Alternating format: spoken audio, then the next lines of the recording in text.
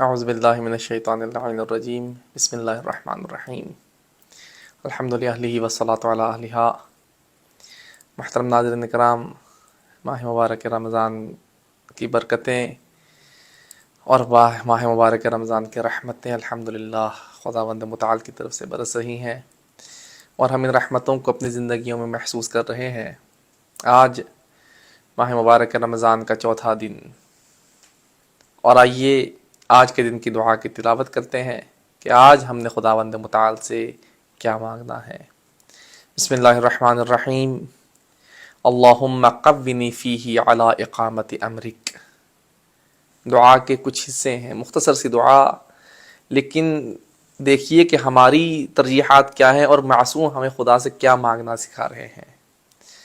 فرماتے اللہم قونی فیہ علی اقامت امرک، اے بار الہ مجھے آج کے دن اتنی قوت عطا فرما کہ میں اپنے امور کو بجا لا سکوں۔ اگر تیری طرف سے مجھے قوت عطا نہیں کی جائے گی، میں نہیں کوئی بھی کام کر سکتا، مجھے اتنی قوت دے کہ میں اپنے امور کو صحیح طریقے سے بجا لا سکوں۔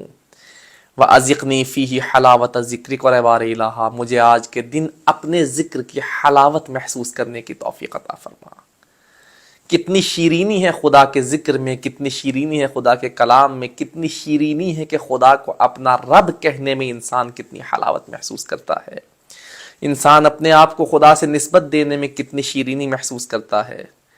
یہ شیرینی ہم عام طور پہ محسوس نہیں کر پاتے، اسی لیے معصوم فرماتے ہیں کہ اے بار الہ خدا سے دعا کرو کہ اے خدایا مجھے وہ شیرینی عطا فرما کہ میں تیرا ذکر کروں، مجھے حلاوت محسوس ہو، مجھے مٹھاس محسوس ہو تیرے ذکر کی۔ وَأَوْزِعْنِي فِيهِ لِأَدَاءِ شُكْرِكَ، اور اے بار الہ مجھے آج کے دن تیرا شکر ادا کرنے پر آمادہ فرما، مجھے یہ توفیق عطا فرما کہ میں تیری نعمتوں کا شکر بجا لاؤں۔ ایک سے بڑھ کر ایک نعمت بار الہ تو نے عطا کی ہے، کس کس نعمت کا شکر بجا لاؤں کہ اگر فقط نعمتوں کا شمار کرنا شروع کروں نعمتوں کو شمار نہیں کر سکتا، وہ نعمتوں کا شکر بجا لانا کہاں۔ لیکن اے بار الہ اتنی توفیق عطا فرما کہ کسی حد تک تیری نعمتوں کا شکر بجا لاؤں۔ وَاحْفَظْنِي فِيهِ بِحِفْظِكَ وَسَتْرِكَ، اور اے بار الہ آج کے دن میری حفاظت فرما، اپنی حفاظت کے ذریعے تو میرا محافظ بن جا، اور اپنی محافظت میں میری حفاظت فرما، وَسِتْرِكَ، اور پردہ پوشی فرما میری۔ میں نے اتنے گناہ کیے ہیں بار الہ، سب سے چھپ سکتے ہیں، تجھ سے میرے گناہ چھپ نہیں سکتے۔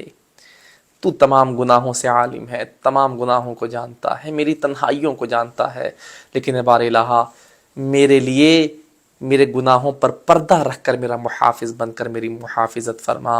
یا ابصر الناظرین، اے سب سے زیادہ سننے والے، اے سب سے زیادہ دیکھنے والے، جہاں کسی کی بصارت نہیں پہنچتی وہاں تیری بصارت پہنچتی ہے، جہاں لوگوں کی نظریں نہیں پہنچ پاتی وہاں تیری نگاہ پہنچتی ہے، تو ہر جگہ موجود ہے۔ انسان کتنے بھی تہخانوں میں چلا جائے لوگوں سے چھپ سکتا ہے، لیکن اے بار الہ تجھ سے نہیں چھپ سکتا۔ ان تمام چیزوں کے بعد میری فقط تجھ سے التجا یہ ہے کہ اے بار الہ تو میرے تمام گناہوں کو دیکھنے کے بعد بھی میرے گناہوں پر پردہ آج تک رکھتا آیا ہے۔ اے بار الہ آج کے بعد بھی میرے گناہوں پر پردہ رکھ کر مجھے تیری طرف سے ملنے والی تمام نعمتوں کا شکر بجا لانے کی توفیق عطا فرما۔ والسلام علیکم ورحمۃ اللہ وبرکاتہ۔